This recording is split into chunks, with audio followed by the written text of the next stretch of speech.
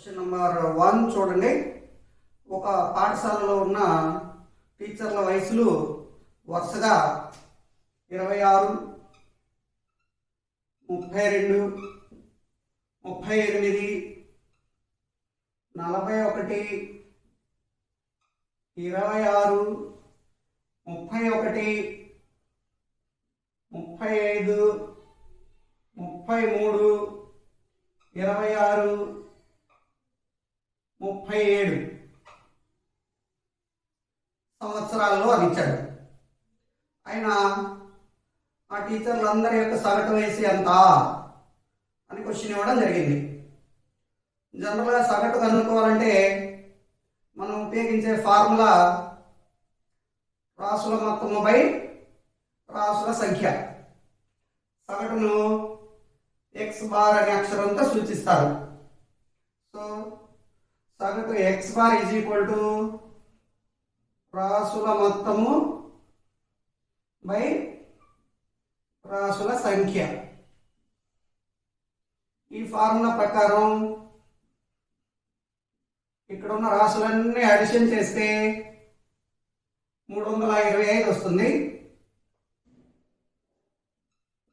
By ఎన్ని రాసులు ఉన్నాయి కౌంట్ చేస్తే 1, 2, 3, 4, 5, 6, 7, 8, 9, 10 రాసులు ఉన్నాయి.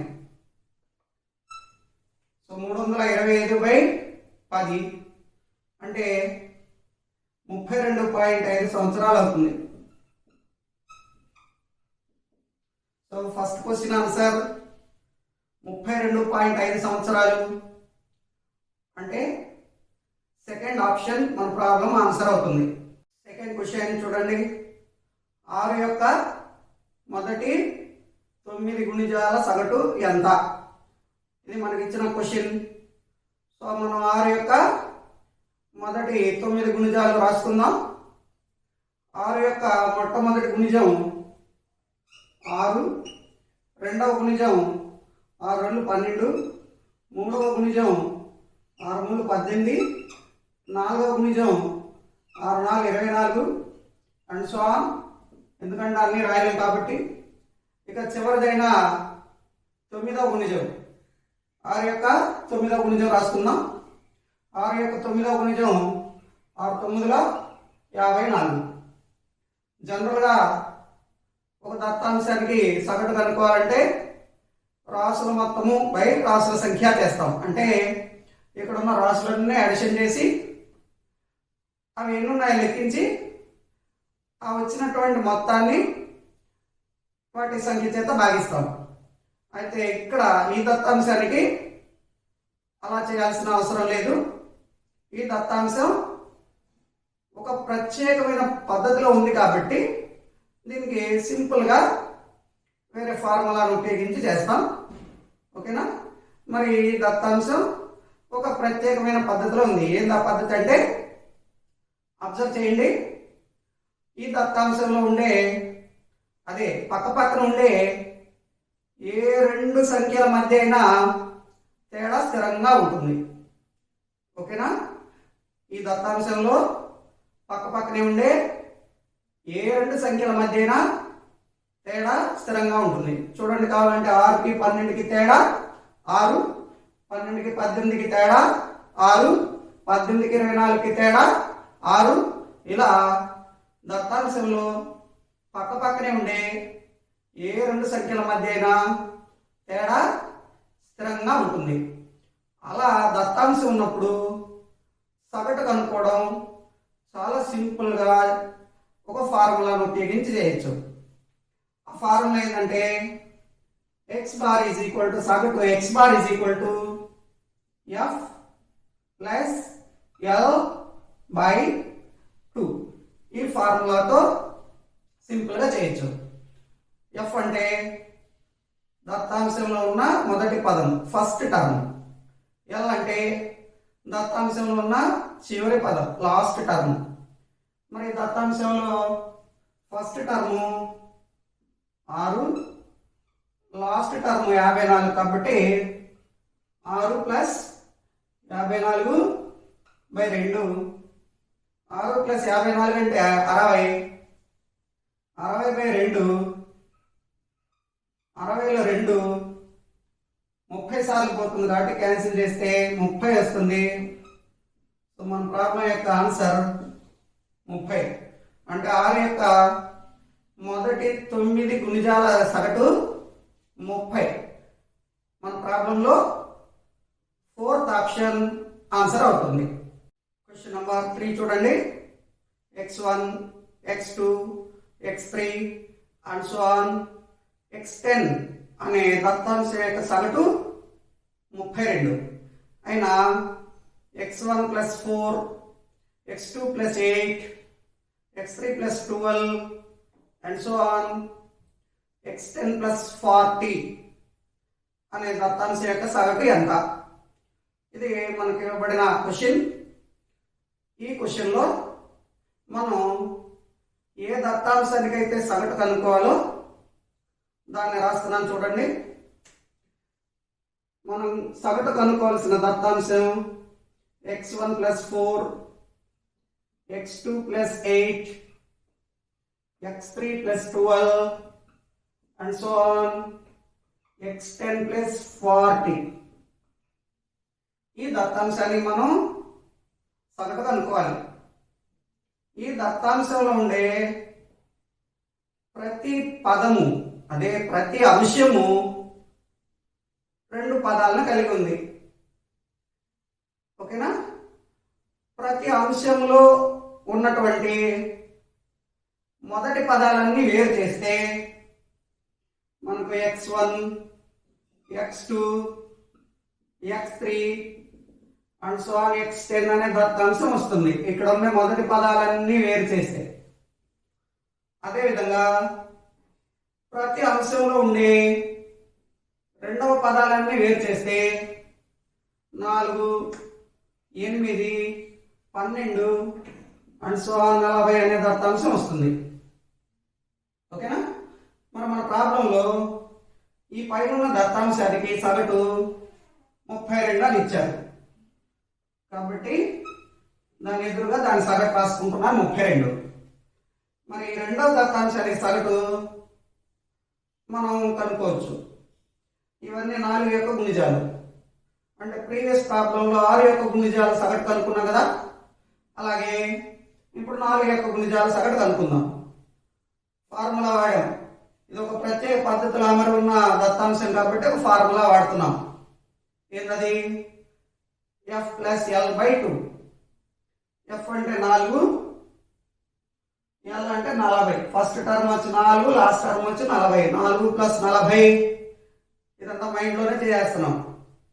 4 + 40 44/2 22 అవుతుంది. సో ఈ రెండవ దత్తాంశానికి సగటు 22 అవుతుంది. ఓకేనా? మరి మొదటి దత్తాంశానికి సగటు తెలుసు, రెండవ దత్తాంశానికి సగటు తెలుసు. మరి రెండు దత్తాంశాలని కలపగా వచ్చే నూతన దత్తాంశం యొక్క సగటు ఆ రెండు సగటుల మొత్తానికి సమానం. అంటే ఈ రెండు అడిషన్ చేస్తే మనకు ఏర్పడే దత్తాంశం x1 + 4, x2 + 8, x3 + 12 and so on x10 + 40 అనే దత్తాంశం వస్తుంది. ఈ దత్తాంశం యొక్క సగటు ఆ రెండు విడివిడిగా ఉన్న ఆ రెండు దత్తాంశాల సగటుల మొత్తానికి సమానం. అంటే 32 + 22 దీనికి సమానం. కాబట్టి మనం కోరుకున్న దత్తాంశం యొక్క సగటు 32కి 22 యాడ్ చేస్తే 54. కాబట్టి మన ప్రాబ్లం యొక్క ఆన్సరు 54. అది 4th ఆప్షన్. క్వశ్చన్ నెంబర్ 4 చూడండి. మొదటి 20 సరి సంఖ్యల సగటు ఎంత? ఇది ఇచ్చినటువంటి క్వశ్చన్. సరి సంఖ్య అంటే ఏంటి ముందుగా తెలుసుకుందాం. 2చే నిశ్శేషంగా భాగింపబడే సంఖ్యలను సరి సంఖ్యలు అంటారు. మరి సరి సంఖ్యలు ఏ రూపంలో ఉంటాయి? సరి సంఖ్యలు 2n అనే రూపంలో ఉంటాయి. ఓకే, ఈ విషయం అంతా మనకు తెలిసిందే. మరి ఇప్పుడు 20 సరి సంఖ్యలో రాసుకుందాం. చూడండి, మొదటి 20 సరి సంఖ్యలు. మొట్టమొదటి సరి సంఖ్య 2, తర్వాత సరి సంఖ్య 4, ఆ తర్వాతి సరి సంఖ్య 6, ఆ తర్వాతి సరి సంఖ్య 8, ఇలా 20 సరి సంఖ్యలు రాయాలి. అన్ని రాయలేము కాబట్టి అండ్ సో ఆన్ పెట్టేసి ఇక లాస్ట్ 20వ సరి సంఖ్య రాస్తున్నాను. 20వ సరి సంఖ్య 40 అవుతుంది. ఎలా? సరి సంఖ్య యొక్క రూపం 2n. నాకు 20వ సరి సంఖ్య కావాలి కాబట్టి n ప్లేస్ లో 20 రాస్తే 2 × 20 అవుతుంది. 2 20ల 40 కాబట్టి 20వ సరి సంఖ్య 40 అవుతుంది. తర్వాత ఈ దత్తాంశాన్ని కూడా మీరు పరిశీలించినట్లయితే ఒక ప్రత్యేక పద్ధతిలో ఉంది. ఏంటది? ఆ దత్తాంశంలో పక్క పక్కనే ఉండే ఏ రెండు సంఖ్యల మధ్య తేడా స్థిరంగా ఉంది. ఓకేనా? 2కి 4కి తేడా 2, 4కి 6కి తేడా 2, 6కి 8కి తేడా 2. ఇలా దత్తాంశంలో పక్క పక్కనే ఉండే ఏ రెండు సంఖ్యల మధ్య తేడా స్థిరంగా ఉంటే అలాంటి దత్తాంశానికి మనం సగటు కనుక్కోవడానికి ఫార్ములా ఉంది, చెప్పుకున్నాం. ఏందా ఫార్ములా? సగటు x bar is equal to f plus l by 2. f అంటే ఫస్ట్ టర్మ్, l అంటే లాస్ట్ టర్మ్. ఈ దత్తాంశంలో ఫస్ట్ టర్మ్ 2 ప్లస్ l అంటే లాస్ట్ టర్మ్. ఈ దత్తాంశంలో last term 40 by 2. So 2 plus 40 42 by 2. Cancel చేస్తే 42లో 2 21 సార్లు పోతుంది కాబట్టి మన ప్రాబ్లం ఆన్సర్ 21. మొదటి 20 సరి సంఖ్యల సగటు 21 అంటే మన ప్రాబ్లంలో థర్డ్ ఆప్షన్. అయితే దీన్ని ఒక ఫార్ములాను గుర్తుపెట్టుకొని కూడా మనం సులభంగా చేయొచ్చు. ఏంటా ఫార్ములా అంటే మొదటి n సరి సంఖ్యల సగటు n ప్లస్ 1. ఇది ఫార్ములా. మొదటి n సరి సంఖ్యల సగటు n ప్లస్ 1. ఇది ఫార్ములా. ఇక్కడ ప్రాబ్లంలో మనల్ని 20 సరి సంఖ్యల సగటు అడిగాడు. మొదటి 20 సరి సంఖ్యల సగటు అడిగాడు కాబట్టి n ప్లస్ 20 రాస్తే 20 ప్లస్ 1 21. ఇలా కూడా సింపుల్గా ఆ ప్రాబ్లంకి ఆన్సర్ చెప్పచ్చు. ఓకే, సో మన ప్రాబ్లంకి option third option. Question number 5 చూడండి. ఒక దత్తాంశంలో 9 విభిన్న అంశాలు కలవు. వాటి సగటు 42. ఆ దత్తాంశంలో గరిష్టంగా ఉన్న 4 అంశాలకు 5 చొప్పున కలిపారు. కనిష్టంగా ఉన్న 4 అంశాలకు 4 చొప్పున కలిపారు. అయినా కొత్తగా ఏర్పడే దత్తాంశం, అదే నూతన దత్తాంశానికి సగటు ఎంత? ఇది మనకి ఇచ్చినటువంటి క్వశ్చన్. ఈ క్వశ్చన్లో ఫస్ట్ పాయింట్ చూడండి. 9 విభిన్న రాశుల సగటు 42. సగటు అంటే ఏంటి? రాశుల మొత్తం బై రాశుల సంఖ్య. అంటే ఆ రాశుల దగ్గర ఉన్న మొత్తాన్ని ఆ రాశులకు సమానంగా పంచితే, అంటే భాగహారం అంటే సమానంగా పంచడమే కదా. రాశుల మొత్తాన్ని రాశుల సంఖ్యతో భాగిస్తున్నామంటే ఆ రాశుల దగ్గర ఉన్న మొత్తాన్ని ఆ రాశులకు సమానంగా పంచితే ఒక్కొక్క రాశి వద్దకు చేరే విలువని సగటు అంటారు. మరి ఇక్కడ 9 విభిన్న రాశుల సగటు 42 అన్నాడు. అంటే సమానంగా ఆ 9 రాశుల దగ్గర ఉన్నటువంటి మొత్తాన్ని సమానంగా పంచినప్పుడు ఒక్కొక్క రాశి వద్దకి 42 చేరింది. అంటే ఈక్వల్ డిస్ట్రిబ్యూషన్ ప్రాసెస్లో ఒక్కొక్క రాశి వద్దకి 42 చేరింది. ఈ విషయాన్ని గుర్తుపెట్టుకోండి, పక్కన పెట్టండి. నెక్స్ట్ పాయింట్ చూడండి. ఆ దత్తాంశంలో గరిష్టంగా ఉన్న 4 రాశులకి 5 చొప్పున కలిపారు.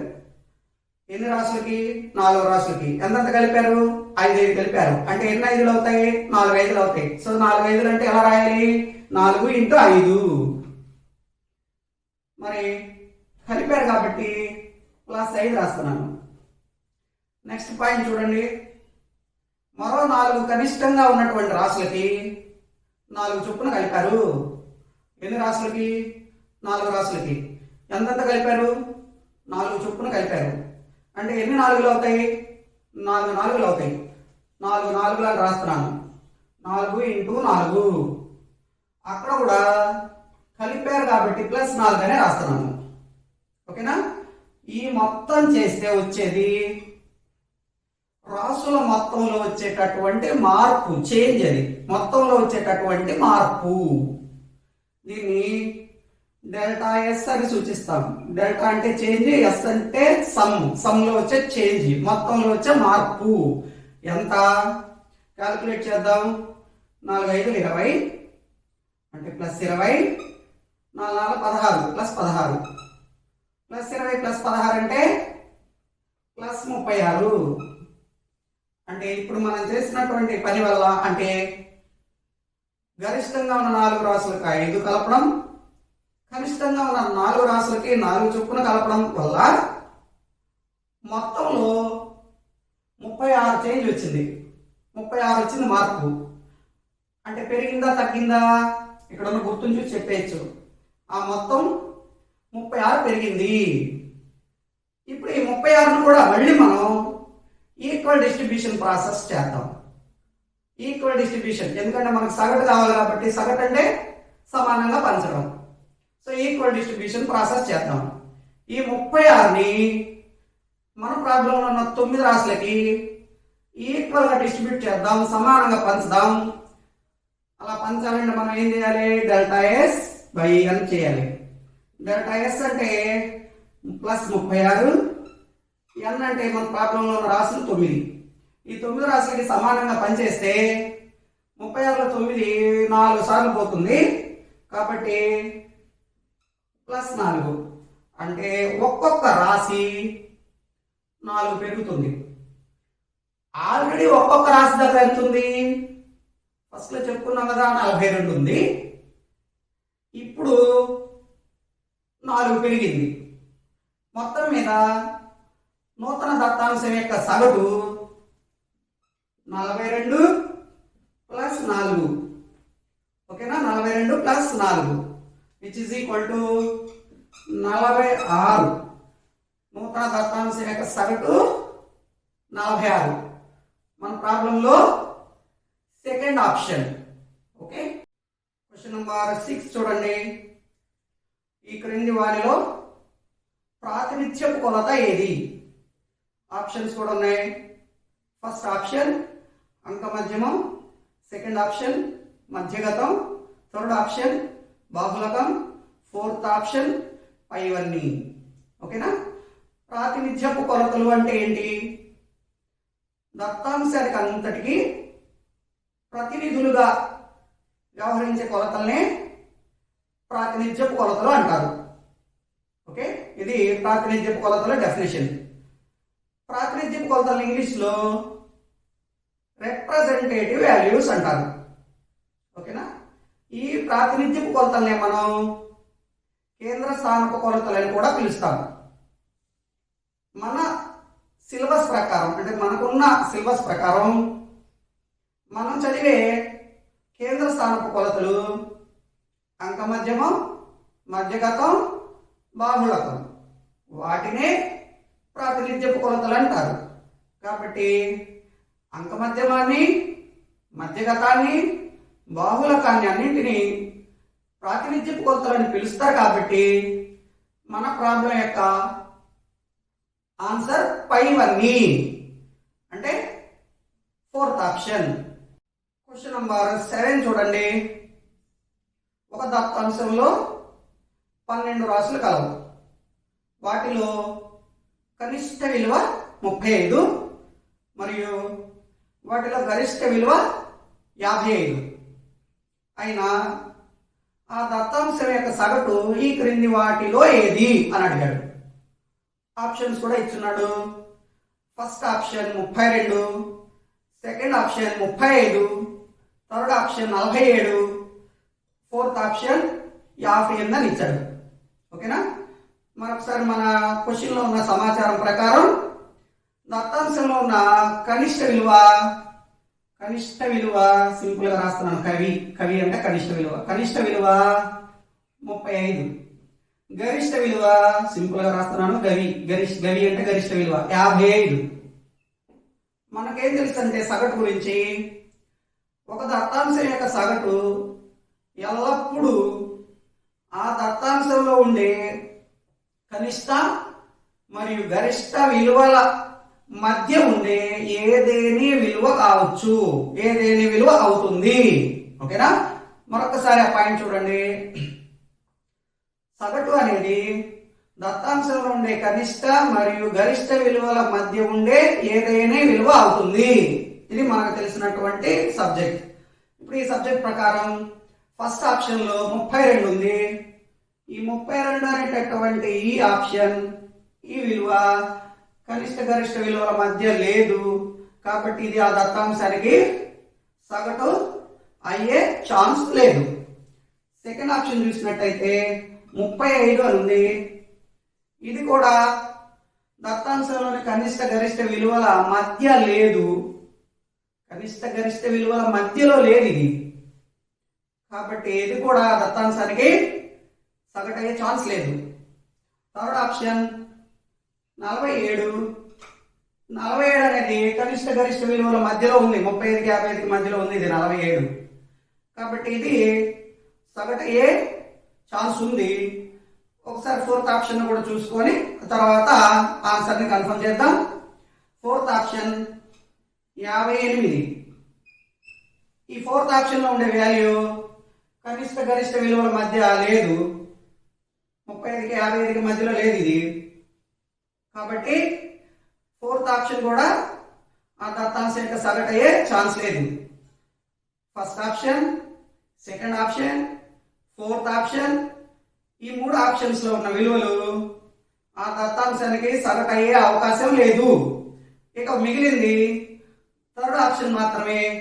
కాబట్టి ఆ దత్తాంశానికి సగటుగా 47 అయ్యే ఛాన్స్ ఉంది. సో మన ప్రాబ్లం యొక్క answer third option. Question number 8 చూడండి. ఒక దత్తాంశంలో 8 రాశులు కలవు. వాటి సగటు 32. కానీ ఈ సగటు లెక్కించడంలో 37కు బదులు పొరపాటున 77 తీసుకున్నారు. అయినా దత్తాంశం యొక్క సరైన సగటు ఎంత? ఇది మనకి ఇచ్చినటువంటి క్వశ్చన్. ఈ మోడల్ క్వశ్చన్ కి ఒక ఫార్ములా ఉంది. ఈ మోడల్ అంటే ఏందా మోడల్? ఒకసారి ఎక్స్ప్లెయిన్ చేస్తా చూడండి. సగటు క్యాలిక్యులేషన్ లో పొరపాటు జరిగినప్పుడు, అంటే ఏందా పొరపాటు? సగటు క్యాలిక్యులేషన్ లో ఒక సంఖ్య వేయాల్సి ఉండగా పొరపాటున మరో సంఖ్య వేసేసినప్పుడు ఆ దత్తాంశానికి సరైన సగటు కనుక్కోవడానికి మనకు ఒక ఫార్ములా ఉంది. ఓకేనా? సగటు క్యాలిక్యులేషన్ లో పొరపాటు జరిగి ఒక సంఖ్య వేయాల్సింది మరో సంఖ్య వేసేసినప్పుడు ఆ దత్తాంశం యొక్క సరైన సగటు కనుక్కోవడానికి ఒక ఫార్ములా ఉంది. ఏంటా ఫార్ములా అంటే సరైన సగటు is equal to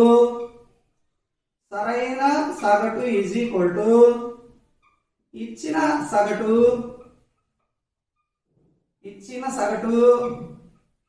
plus bracket లో ఏవి మైనస్ డబ్ల్యూవి బై ఎన్. ఇది ఫార్ములా. సరైన సగటు అంటే మనం ఆ దత్తాంశానికి సరైన సగటు కనుక్కోవాలి. ఇచ్చిన సగటు అంటే ఆ ప్రాబ్లంలో ఇచ్చి ఉంటాడు సగటు ఎంతో అది వేసుకుంటాం. మరి ఇక్కడ ఏవి అంటే ఏంది, డబ్ల్యూవి అంటే ఏంది? ఏవి అంటే యాక్చువల్ వాల్యూ, అంటే ఆ క్యాలిక్యులేషన్ లో యాక్చువల్ గా వేయాల్సిన వాల్యూ. డబ్ల్యూవి అంటే రాంగ్ వాల్యూ, ఆ యాక్చువల్ లో ఆ క్యాలిక్యులేషన్ లో పొరపాటు వేసేసినటువంటి వాల్యూ. ఓకేనా? బై ఎన్ అంటే ఏంటి? రాసుల సంఖ్య. ఓకే, మరి క్యాలిక్యులేషన్ చేద్దాం చూడండి. మన ప్రాబ్లంలో ఇచ్చినటువంటి సగటు మనకు ఆ దత్తాంశానికి ఇచ్చిన సగటు 32 అని ఇచ్చారు. Plus bracket actual value wrong value ఏంటి అనేది ఇక్కడ ప్రాబ్లం చదివితే అర్థమైంది. అక్కడ చూడండి ప్రాబ్లంలో మాట చెప్పాడు 37కు బదులుగా పొరపాటున 77 వేశారు. అంటే యాక్చువల్గా 37 వేయాలి, పొరపాటుగా 77 వేసేసారు. కాబట్టి యాక్చువల్ వాల్యూ 37 అవుతుంది, రాంగ్ వాల్యూ 77 అవుతుంది. కాబట్టి యాక్చువల్ వాల్యూ దగ్గర 37 మైనస్ రాంగ్ వాల్యూ దగ్గర 77 బై n అంటే మన ప్రాబ్లంలో ఉన్న రాసులు 8. సో ఈ క్యాలిక్యులేషన్ చేసేస్తే మన ప్రాబ్లం ఆన్సర్ వస్తుంది. సో ఇచ్ is equal to 32 plus 37 minus 77 అంటే మైనస్ 40 బై 8. మరి క్యాన్సిల్ చేస్తే 40లో 8 5 సార్లు పోతుంది. 32 plus into minus minus 32 minus 5, 32 minus 5 అంటే 27.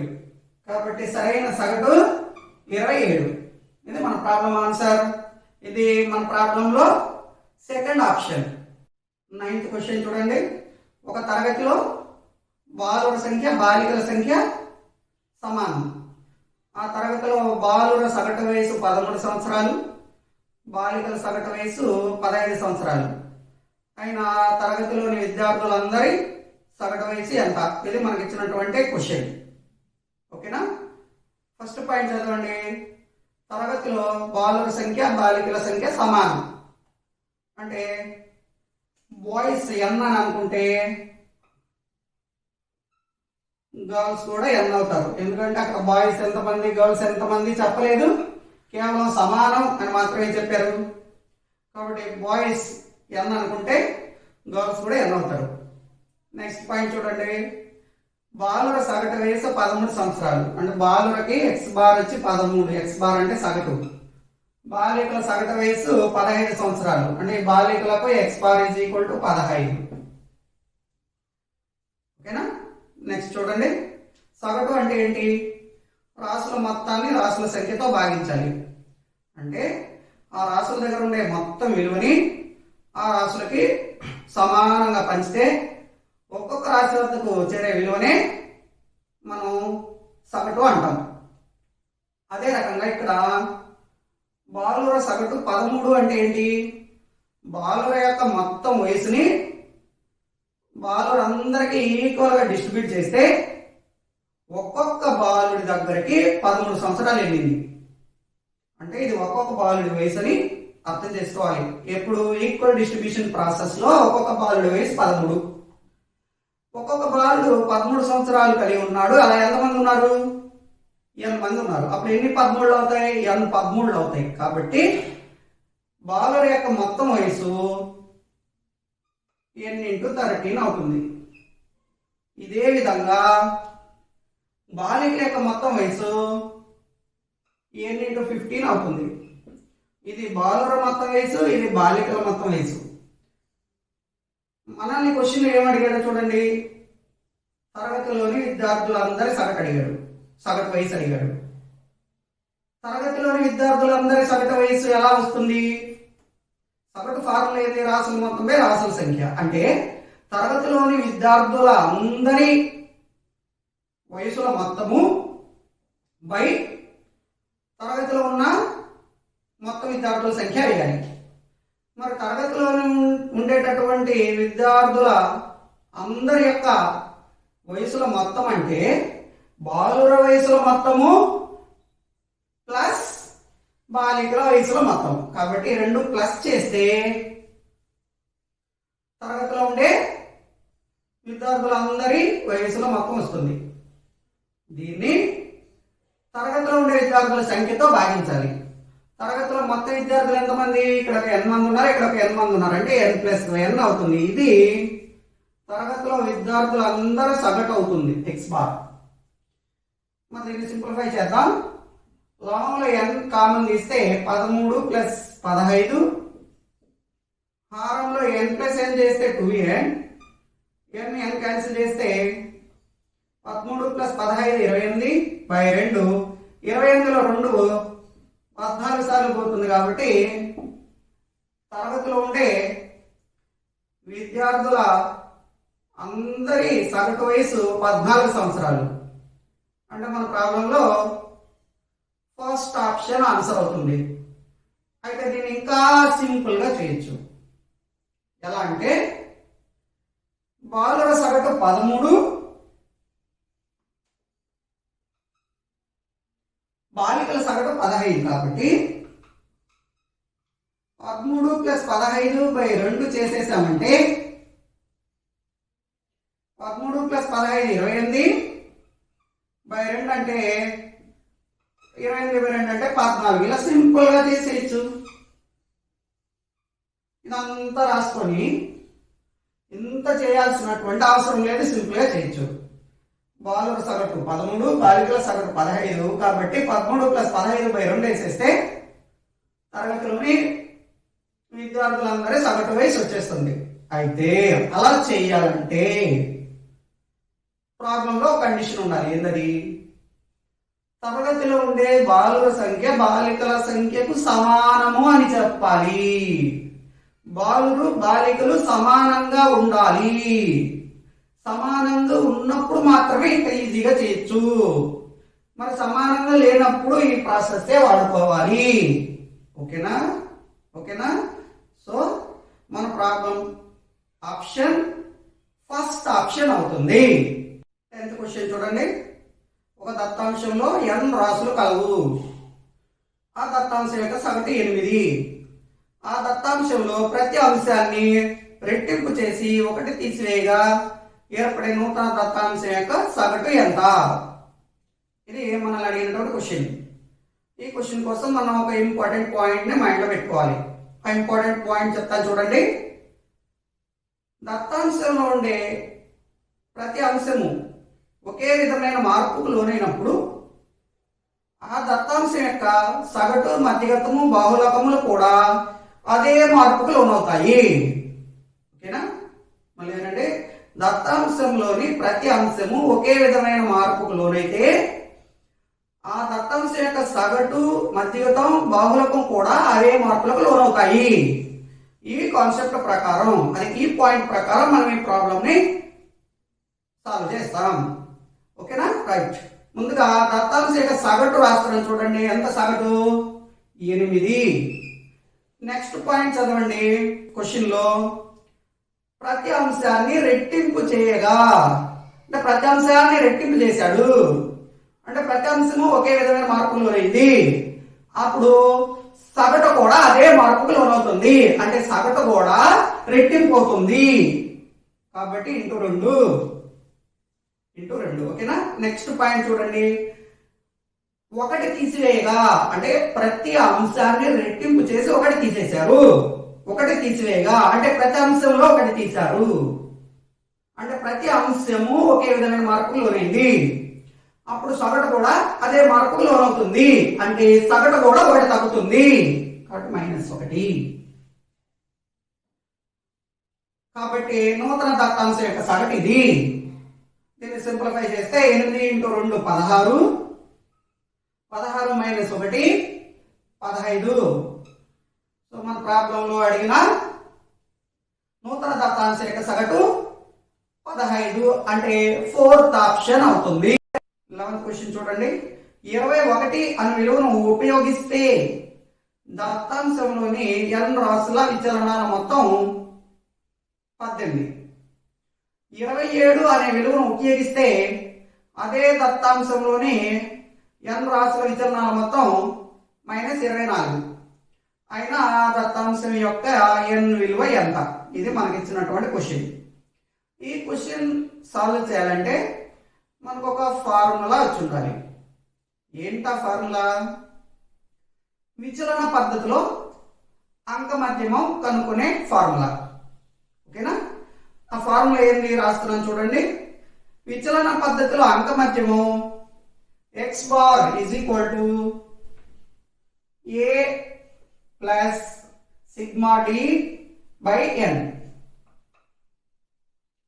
ఈ ఫార్ములాలో a అంటే ఊహించిన అంక మధ్యమం, సిగ్మా d అంటే విచలనాల మొత్తం, n అంటే ఆ దత్తాంశంలో రాశుల సంఖ్య. ఫార్ములాలో ఉన్నటువంటి అన్ని అక్షరాలు అవి ఏంటేంటో తెలిసిపోయినాయి. అయితే అసలు ఇక్కడ ఊహించిన అంక మధ్యమం ఏంటి, విచలనాలు ఏంటి? ఓకేనా, ఈ కాన్సెప్ట్ ఎక్స్ప్లెయిన్ చేస్తా వినండి. మనకు ఒక దత్తాంశం ఇచ్చారనుకుందాం. ఆ దత్తాంశానికి మన నోటికి వచ్చిన సంఖ్య, అదే మనకి ఇష్టం వచ్చిన సంఖ్యను అంక మధ్యమం అని తీసుకుందాం. అది వాస్తవంగా అయితే అది నిజానికి ఖచ్చితమైన అంక మధ్యమం అయితే కాదు. ఏదో ఒక సంఖ్యను అంక మధ్యమం అని తీసుకుంటాం. కాబట్టి దాన్ని ఊహించిన అంక మధ్యమం అంటారు. ఆ ఊహించిన అంక మధ్యమం అనబడే సంఖ్యను దత్తాంశంలో ఉండే ప్రతి అంశంలోంచి తీసేయాలి. అప్పుడు లభించే సంఖ్యలను విచలనాలు అంటారు. ఓకేనా, ఊహించిన అంక మధ్యమం అవగాహన అయింది, విచలనాలు అవగాహన అయింది. సో ఆ ఊహించినటువంటి అంక మధ్యమం విలువను ఏ స్థానంలో రాయాలి? మరి విచలనాలు కనుగొన్నాం కదా, ఆ విచలనాలన్నీ సమ్ చేసి మొత్తం చేసి సిగ్మా డి స్థానంలో రాయాలి. ఆ దత్తాంశంలో ఎన్ని రాసులు ఉన్నాయో ఆ రాసుల సంఖ్య n స్థానంలో రాస్తే దాన్ని సింప్లిఫై చేస్తే మనకు ఆ దత్తాంశం యొక్క ఖచ్చితమైన సగటు లభిస్తుంది. ఇది కాన్సెప్ట్. ఓకే, దీన్ని పక్కన పెట్టి మన ప్రాబ్లంలోకి వెళ్దాం. ఫస్ట్ సెంటెన్స్ చూడండి. 21 అనే విలువను ఉపయోగిస్తే దత్తాంశంలోని n రాసుల విచలనాల మొత్తం 18. అంటే ఇక్కడ 21 అనే విలువను ఉపయోగించి విచలనాలు కనుగొన్నాం. సో ఏ సంఖ్యనైతే ఉపయోగించి విచలనాలు కనుక్కున్నామో అది ఊహించిన అంక మధ్యమం. కాబట్టి ఏ స్థానంలో 21 రాస్తున్నాం. విచలనాల మొత్తం 18 అంటే సిగ్మా డి స్థానంలో 18 రాస్తున్నాం. మరి ఆ దత్తాంశంలో ఎన్ని అంశాలు ఉన్నాయో తెలియదు కాబట్టి ఎన్నని ఎన్ననే రాస్తున్నాను. ఇది ఆ దత్తాంశం యొక్క ఖచ్చితమైన సగటు. ఓకే, నెక్స్ట్ పాయింట్ చూడండి. 27 అనే సంఖ్యను ఉపయోగిస్తే అదే దత్తాంశంలోని n రాసుల విచలనాల మొత్తము -24. అంటే ఇక్కడ విచలనాలు కనుగొనడానికి 27 అనే సంఖ్యను ఉపయోగించారు. కాబట్టి 27 ఊహించిన అంక మధ్యమం అవుతుంది. విచలనాల మొత్తము -24 అన్నారు. కాబట్టి ఆ ఫార్ములా ప్రకారం ఊహించిన అంక మధ్యం 27 అంటే ఏ ప్లేస్ లో 27, విచలనాల మొత్తం -24. కాబట్టి సిగ్మా డి ప్లేస్ లో -24. మరి దత్తాంశంలో రాసుల సంఖ్య తెలియదు కాబట్టి n అలాగే రాశాను. ఇది ఖచ్చితమైన సగటు. అయితే ఈ రెండు సందర్భాలలో తీసుకున్నటువంటి దత్తాంశము ఒకటే. ఎలా తెలుసు? క్లియర్ గా చూడండి, ప్రాబ్లంలో అదే దత్తాంశము అన్నాడు. అంటే ఈ రెండు సందర్భాలలో ఉపయోగించిన దత్తాంశం ఒకటే. మనకు విషయం తెలుసు, ఒక దత్తాంశానికి సగటు ఏకైకము. అందువల్ల ఇవి రెండు ఒకటే = రాస్తాం. ఇక n క్యాలిక్యులేషన్ చేస్తాం. ఓకేనా, n క్యాలిక్యులేషన్ కోసం -24/n ని ఈ వైపు తీసుకొచ్చి 21 ఆ వైపు పంపిస్తాం. సో ఇక్కడ 18/n ప్లస్ అది వస్తే -24/n ఇటు వస్తే ప్లస్ 24/n = 27. 21 ఇటు వస్తే -21. ఈ రెండు అడిషన్ చేస్తే 42/n. 18 + 24 42/n. ఎందుకంటే హారాలు సమానం కాబట్టి లవాలు కూడేస్తాం. 42/n = 27 - 21 అంటే 6. దట్ ఇంప్లైస్ n కనుక్కోవాలి. ఈ n ని ఇక్కడ పంపి ఆ 6 ని ఇక్కడికి తెస్తే n = 42/6.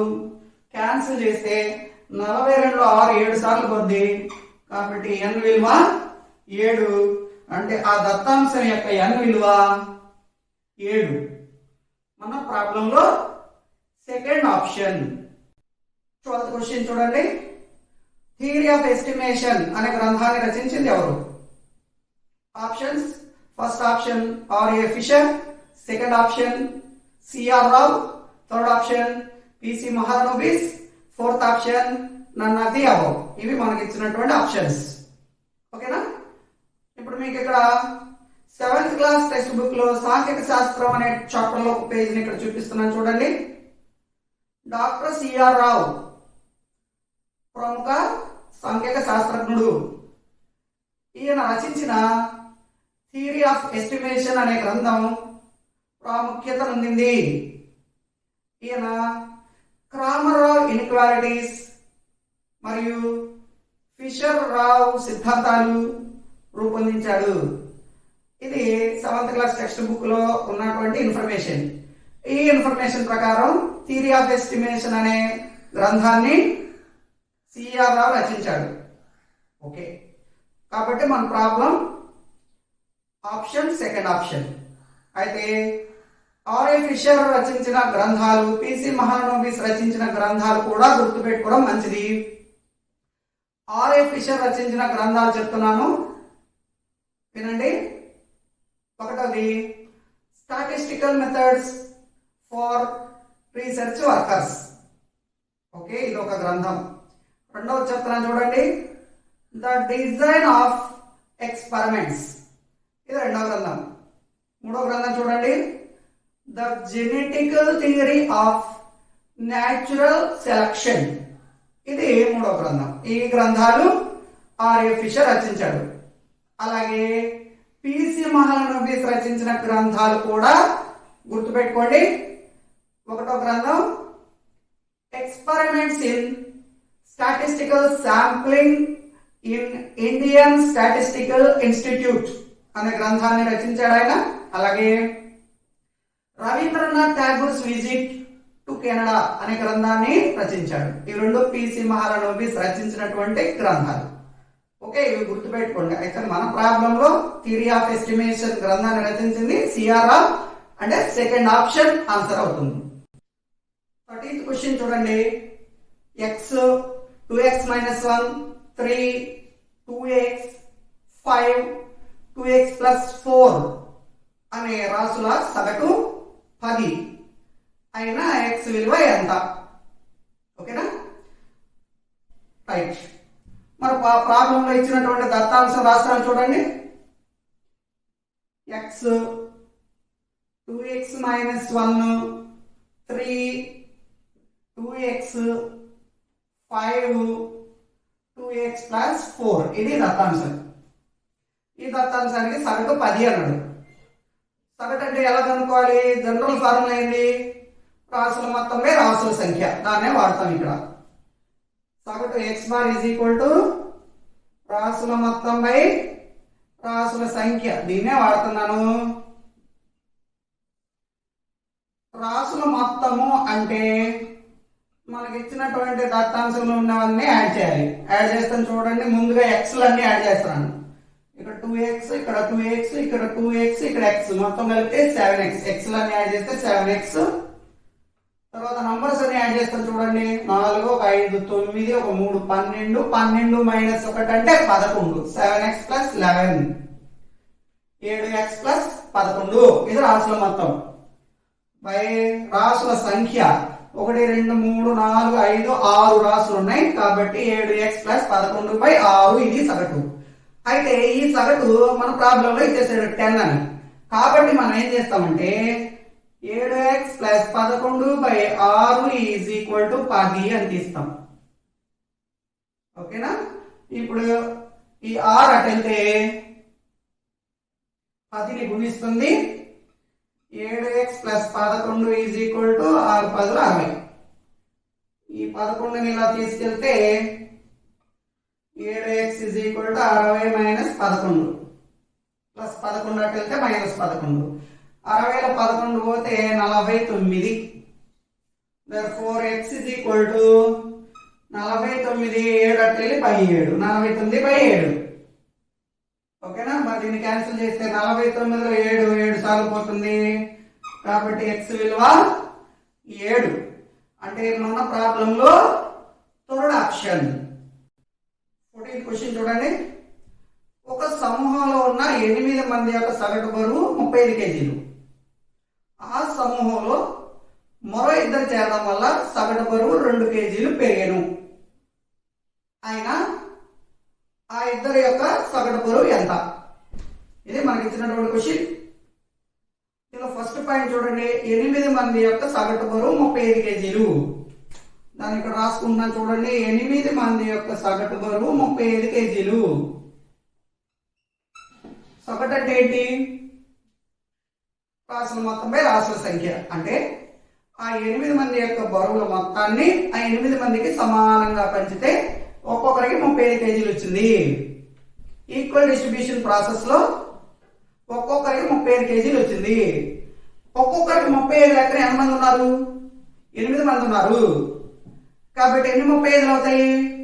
8 35 అవుతాయి. దట్ మీన్స్ 8 × 35, 8 35ల 280 కేజీలు. ఇది ఆ 8 మంది యొక్క బరువుల మొత్తం. 8 మంది యొక్క బరువుల మొత్తం 280 కేజీలు. ఇప్పుడు ఏం జరిగిందంటే మరో ఇద్దరు కొత్తగా చేరారు, అంటే 10 మంది అయ్యారు. వాళ్ళ సగటు బరువు ఆ 10 మంది ఆ ఇద్దరు చేరడం వల్ల సగటు బరువు 2 కేజీలు పెరిగింది. అంటే ఆ 10 మంది యొక్క సగటు బరువు 37 కేజీలు అయింది. సేమ్ ప్రాసెస్ లో ఆ 10 మంది యొక్క మొత్తం బరువు ఎంత అంటే 10 × 37 370 కేజీలు అవుతుంది. 8 మందిది అయితే 280 కేజీలు ఉంది, 10 మందిది అయితే 370 కేజీలు ఉంది. అంటే ఆ కొత్తగా వచ్చిన ఇద్దరు బరువు 90 కేజీలు అవుతుంది. ఎలా? 370లో 280 తీసేయాలి. సో కొత్తగా వచ్చినటువంటి ఇద్దరు బరువు 90 కేజీలు. 370 మైనస్ 280 90 కేజీలు. ఆ ఇద్దరు మొత్తం బరువు ఇది. ఆ ఇద్దరి యొక్క మొత్తం బరువు. మరి సగటు కావాలంటే రాసుల మొత్తంపై రాసుల సంఖ్య. ఆ ఇద్దరి యొక్క మొత్తం బరువు 90, రాసుల సంఖ్య ఇద్దరు కాబట్టి 2, 90/2 క్యాన్సిల్ చేస్తే 90లో 2 45 సార్లు పోతుంది కాబట్టి 45 కేజీలు. ఆ ఇద్దరి యొక్క సగటు బరువు 45 కేజీలు. దీన్ని ఇంకా సింపుల్ గా వేరే ప్రాసెస్ లో చేయొచ్చు. ఆ ప్రాసెస్ ని ఇప్పుడు మీకు పరిచయం చేస్తాను చూడండి. ఇదంతా అవసరం లేకుండా సింపుల్ గా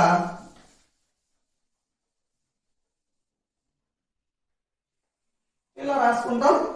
8 మంది సగటు బరువు 35 కేజీలు, 10 మంది సగటు బరువు 37 కేజీలు. ఇలా 2 లైన్లు రాసుకున్నాక ఇక్కడ 8 మంది ఉన్నారు, ఇక్కడ 10 మంది అయ్యారు. అంటే పెరిగారా తగ్గారా? పెరిగారు. ఎంతమంది పెరిగారు? ఇద్దరు పెరిగారు కాబట్టి +2 వేసుకుందాం. ఇక్కడ సగటు 35 ఉంది, 37 అయింది. అక్కడ కూడా పెరిగింది. మరి ఎంత పెరిగింది? 2 పెరిగింది కాబట్టి అక్కడ కూడా ఇట్లా రాసి +2 అని పెట్టుకున్నాం. ఈ లెఫ్ట్ సైడ్ ఉండే నంబర్ తో రైట్ సైడ్ కింద ఉండే ఈ నంబర్ ని, రైట్ సైడ్ వచ్చిన ఈ నంబర్ తో లెఫ్ట్ సైడ్ ఉండే ఈ పై నంబర్ ని మల్టిప్లై చేస్తే ఆ ఇద్దరి మొత్తం బరువు వచ్చేస్తుంది. సో ఆ ఇద్దరి మొత్తం బరువు ఈజ్ ఈక్వల్ టు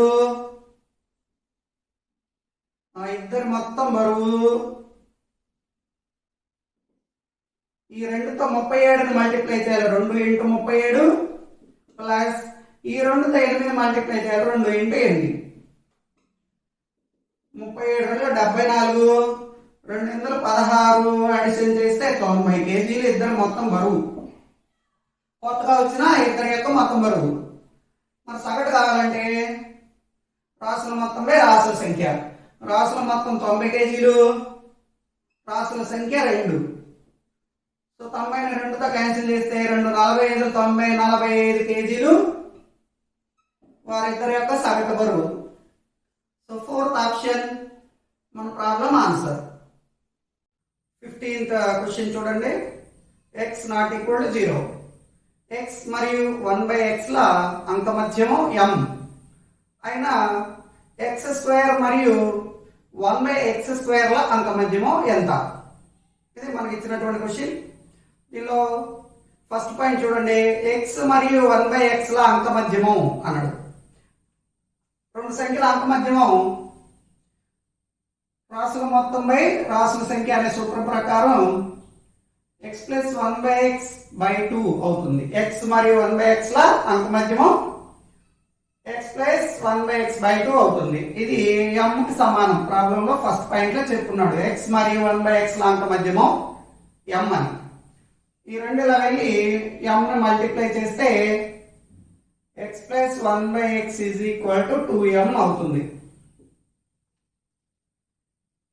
నెక్స్ట్ మనకు కావాల్సింది x² మరియు 1/x² ల అంక మధ్యమం కావాలి. దీనికోసం ఆల్జీబ్రాలో ఒక ఫార్ములా ఉంది. ఆ ఫార్ములా చెప్తున్నాను చూడండి. x plus 1/x is equal to k అయితే x² plus 1/x² is equal to k² minus 2 అవుతుంది. ఇది ఆల్జీబ్రా ఫార్ములా. ఈ ఫార్ములా ప్రకారం x² ప్లస్ 1/x² ఏమవుతుందంటే ఇక్కడ k ప్లేస్ లో మనకి ఇక్కడ 2m ఉంది కాబట్టి k ప్లేస్ లో 2m రాస్తే 2m whole square x² plus 1/x² is equal to 2m whole square minus 2 అవుతుంది. 2m హోల్ స్క్వేర్ అంటే 4m స్క్వేర్ మైనస్ 2. మనకు కావాల్సింది x² plus 1/x² x² 1/x² ల సగటు. సగటు అంటే రాసుల మొత్తం బై రాసుల సంఖ్య అంటే x² ప్లస్ 1/x²/2 ఇది చేయాలి. ఆల్రెడీ మనకి x² ప్లస్ 1/x² వాల్యూ అక్కడ ఉంది. 4m² మైనస్ 2/2 చేయాలి. దీన్ని రాసుల మొత్తం బై రాసుల సంఖ్య ప్రకారం x² plus 1/x² value 4m² minus 2 దాన్ని 2 చేయాలి. ఈ పైన 2 కామన్ తీస్తే 2 కామన్ తీస్తే 2m² మైనస్ 1 డినామినేటర్ 2 ఉంటుంది. 2 క్యాన్సిల్ అయిపోతే problem answer 2m² minus 1 third option. ఓకేనా. క్వశ్చన్ నంబర్ 16 చూడండి. నలుగురు సభ్యులు గల కుటుంబం యొక్క సగటు వయసు 5 సంవత్సరాల క్రితం 32 సంవత్సరాలు అయిన ప్రస్తుతం ఆ కుటుంబం యొక్క సగటు వయసు ఎంత? బ్రాకెట్ లో చూడండి. కుటుంబ సభ్యుల సంఖ్యలో మార్పు లేదు అని ఇచ్చాడు. ఓకేనా. క్వశ్చన్ లో ఇచ్చిన ఇన్ఫర్మేషన్ చూడండి. కుటుంబంలో 4 సభ్యులు ఉన్నారు. వారి సగటు వయసు 32 సంవత్సరాలు. ఎప్పుడు? 5 ఏళ్ల క్రితం. సో ఇన్ఫర్మేషన్ ఇక్కడ రాస్తున్నాను చూడండి. 5 సంవత్సరాల క్రితం ఆ కుటుంబం యొక్క సగటు వయసు అంటే x bar is equal to 32 సంవత్సరాలు. 5 సంవత్సరాల క్రితంకి ప్రస్తుతానికి ఆ కుటుంబ సభ్యుల యొక్క వయసులో ఏ రకమైనటువంటి మార్పులు వచ్చుంటాయి? ప్రతి సభ్యుడికి 5 సంవత్సరాలు ఎక్కువైంటాయి. అంతే కదమ్మా. 5 సంవత్సరాల క్రితంకి ప్రస్తుతానికి ఆ కుటుంబ సభ్యుల వయసుల్లో వచ్చే తేడా ఏంటంటే ప్రతి ఒక్కరికి 5 పెరిగి ఉంటాయి. 5 సంవత్సరాలు ఎక్కువైంటాయి. అంటే దత్తాంశంలో ఉన్నటువంటి ప్రతి అంశము 5 పెరిగింది. ఆల్రెడీ ఈ క్వశ్చన్ ప్రీవియస్ గా చెప్పుకున్నాము. దానిలో ఒక మెయిన్ ఇంపార్టెంట్ పాయింట్ అక్కడ గుర్తుపెట్టుకోవాలని చెప్పాను. ఆ ఇంపార్టెంట్ పాయింట్ మరొకసారి చెప్తా చూడండి.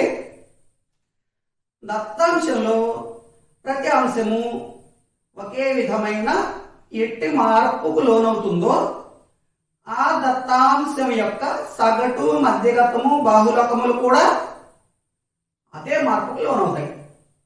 ఈ రూల్ ప్రకారం ఇక్కడ కుటుంబంలో ఉన్నటువంటి ప్రతి సభ్యుడికి 5 సంవత్సరాలు పెరిగాయి. అంటే దత్తాంశంలో ప్రతి అంశము 5 పెరిగింది కాబట్టి సగటు కూడా 5 పెరుగుతుంది. therefore ప్రస్తుత సగటు 32 32 ప్లస్ 5 37 సంవత్సరాలు. మన క్వశ్చన్ లో 4th ఆప్షన్ దీని ఆన్సర్. 17th క్వశ్చన్ చూడండి, భారతదేశ సాంఘిక శాస్త్ర పితామహుడు ఎవరు?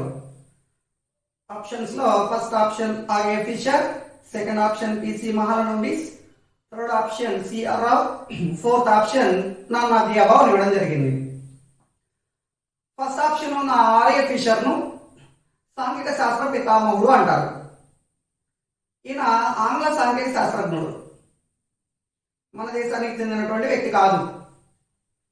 కాబట్టి ఫస్ట్ ఆప్షన్ పక్కన పెడితే ఇక మిగిలిన ఇద్దరు టిసి మహాలనోబిస్ మరియు సిఆర్ రావులు ఇద్దరు భారతదేశానికి చెందినటువంటి వారు. వీరిలో పిసి మహాలనోబిస్ శాంపిల్ సర్వేలను ప్రపంచ ప్రసిద్ధిగాంచినటువంటి శాంపిల్ సర్వేలను రూపొందించడం ద్వారా సాంఘిక శాస్త్రానికి ఎనలేని సేవ చేశాడు. సాంఘిక శాస్త్రాన్ని అభివృద్ధిలోకి తెచ్చాడు భారతదేశంలో. అందువల్ల ఆయన్ని అంటే పిసి మహాలనోబిస్ ని, ఈయన పూర్తి పేరు ప్రశాంత చంద్ర మహాలనోబిస్, ఈయన్ని భారతదేశ సాంఘిక శాస్త్ర పితామహుడు అంటారు. కాబట్టి ఈ క్వశ్చన్ కి ఆన్సర్ సెకండ్ ఆప్షన్.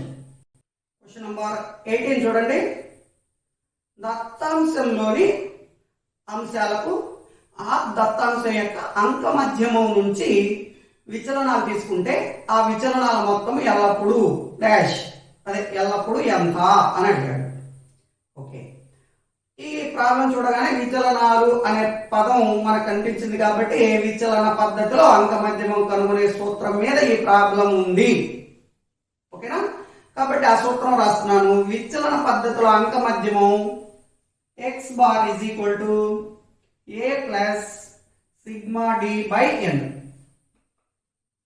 ఇది ఆల్రెడీ ప్రీవియస్ గా ఒక ప్రాబ్లం లో ఎక్స్ప్లెయిన్ చేస్తున్నాను. ఏ అంటే ఊహించిన అంక మధ్యమం, సిగ్మా డి అంటే విచలనాల మొత్తం, n అంటే ఆ దత్తాంశంలోని రాశుల సంఖ్య. ఓకే, ఊహించిన అంక మధ్యమం అంటే ఏంటి? మనం విచలనాలు తీసుకోవడానికి ఏ సంఖ్యనైతే ఉపయోగించామో అదే ఊహించిన అంక మధ్యమం. ఈ ప్రాబ్లం చదవండి. ఈ ప్రాబ్లంలో విచలనాలు దేన్ని ఉపయోగించి తీసుకున్నారు?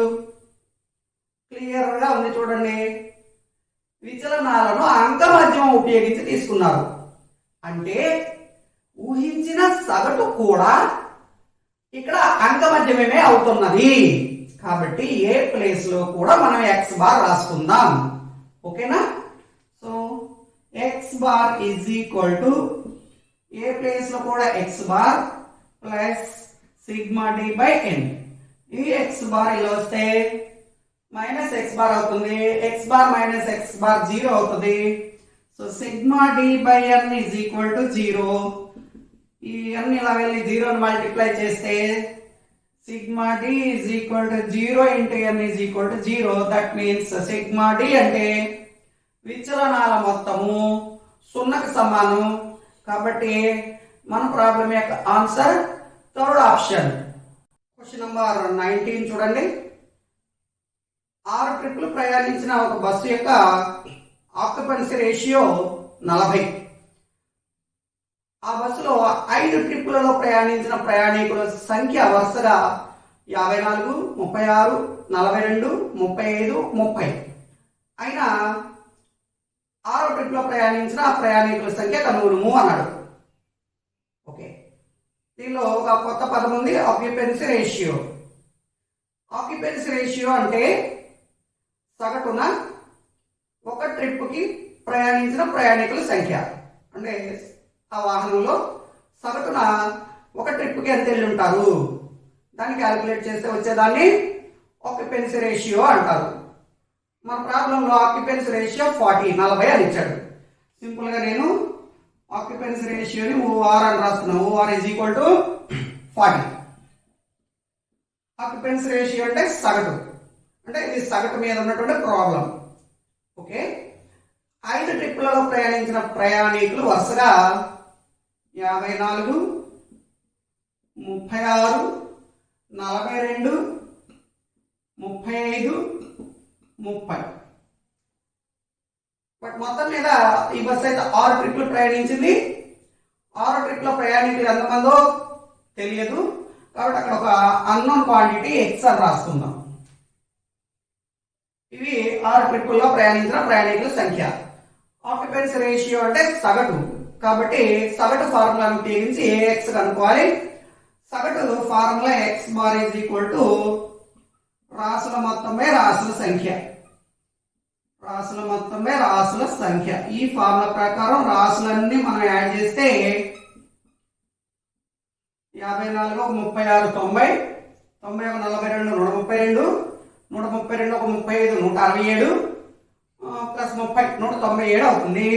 ఎక్స్ ని యాడ్ చేయలేము కాబట్టి దాన్ని 197 ప్లస్ ఎక్స్ అని రాస్తాం. రాసుల సంఖ్య 6 ట్రిపుల్ కాబట్టి 6. ఇది సగటు. బట్ ఈ సగటు మనకి 40 అని తెలుసు, అందువల్ల దీన్ని 40కి ఈక్వేట్ చేస్తాం. 197 plus x by 6 is equal to 40. ఈ 6 వెళ్ళి 40ని మల్టిప్లై చేస్తే 197 plus x is equal to 46ల 240. ఎక్స్ కనుక్కోవాలి. ఈ 197 అలా వెళ్తే 240 minus 197 which is equal to 43. అంటే 6వ ట్రిప్ లో ప్రయాణించిన ప్రయాణికుల సంఖ్య 43. మన ప్రాబ్లంలో ఫస్ట్ ఆప్షన్. 20th క్వశ్చన్ చూడండి. 20 ఓవర్ల క్రికెట్ మ్యాచ్ లో ఒక జట్టు గెలవాలంటే చేయాల్సిన రన్ రేట్ 7.2. కానీ ఆ జట్టు 15 ఓవర్లకి చేసినటువంటి రన్ రేట్ 6. అయినా ఆ జట్టు గెలవాలంటే మిగిలిన 5 ఓవర్లకు చేయాల్సిన రన్ రేట్ ఎంత? ఇది మనల్ని అడిగినటువంటి క్వశ్చన్. ఈ క్వశ్చన్ లో రన్ రేట్ అనే పదం ఉంది. దీని మీనింగ్ ఏంటో తెలియాలి. రన్ రేట్ అనగా సగటున ఒక్క ఓవర్కి చేసిన లేదా చేయాల్సిన పరుగులు. రన్ రేట్ అంటే సగటున ఒక్క ఓవర్కి చేసిన లేదా చేయాల్సిన పరుగులు. ఫస్ట్ పాయింట్ చూడండి. 20 ఓవర్ల క్రికెట్ మ్యాచ్ లో ఒక జట్టు చేయాల్సిన రన్ రేటు 7.2. అంటే సగటున ఒక్క ఓవర్కి 7.2 చేయాలి. ఒక్క ఓవర్కి 7.2 చేయాలి. అలా ఎన్ని ఓవర్లు? 20 ఓవర్లు ఉన్నాయి కాబట్టి ఆ జట్టు గెలవాలంటే చేయాల్సిన మొత్తం పరుగులు 20 ఇంటూ 7.2. ఎందుకంటే ఒక్క ఓవర్కి 7.2 చొప్పున 20 ఓవర్లు ఉన్నాయి కాబట్టి 20 ఇంటూ 7.2. First point. ఇది జట్టు గెలవాలంటే చేయాల్సిన మొత్తం పరుగులు. సెకండ్ పాయింట్ చూడండి. ఆ జట్టు 15 ఓవర్లలో చేసిన రన్ రేట్ 6. ఇక్కడ కూడా రన్ రేట్ ఉంది. రన్ రేట్ అంటే ఓవర్ 6 పరుగులు చేశారు. ఒక్క ఓవర్ 6 పరుగులు చేశారు. అలా ఎన్ని ఓవర్లు? 15 ఓవర్లు. అంటే మొత్తం ఎన్ని పరుగులు చేసినట్టు అక్కడ? 15 ఇంటూ 6. ఈ పరుగులు చేయాల్సినవి, ఈ పరుగులు చేసేసారు, ఆల్రెడీ చేసేసారు కాబట్టి వీటిని సబ్ట్రాక్ట్ చేద్దాం. ఇంకా మిగిలి ఉన్న పరుగులు వస్తాయి. మరి ఈ మిగిలి ఉన్న పరుగులు ఎన్ని ఓవర్లలో చేయాలి? 5 ఓవర్లలో చేయాలి. మనల్ని అడిగిన క్వశ్చన్ ఏంది? ఆ 5 ఓవర్లకు రన్ రేట్ ఎంత అన్నాడు. రన్ రేట్ అంటే ఏంటి? ఓవర్కి ఎన్ని చేయాలి అని. బట్ ఇక్కడ ఇచ్చినటువంటి మొత్తం పరుగులు ఎన్ని ఓవర్లలో చేయాల్సినవి? 5 ఓవర్లలో చేయాల్సినవి. మరి రన్ రేట్ అంటే ఒక్క ఓవర్కి చేయాల్సిన పరుగులు కదా, కాబట్టి దీన్ని 5తో భాగిస్తే చేయాల్సిన రన్ రేట్ వస్తుంది. ఓకేనా? 20 ఇంటూ 7.2 చేస్తే 144 మైనస్ 15 ఇంటూ 6 చేస్తే 90/5. 144 మైనస్ 90 అంటే 54/5 చేస్తే 5 10s 50, ఇంకా 4 ఉంటుంది, పాయింట్ పెడితే 45 అంటే మిగిలిన 5 ఓవర్లలో చేయాల్సిన రన్ రేట్ అంటే ఓవర్కి చేయాల్సిన పరుగులు 10.8 చేయాలి. సో మన ప్రాబ్లం యొక్క ఆన్సర్ థర్డ్ ఆప్షన్ అవుతుంది.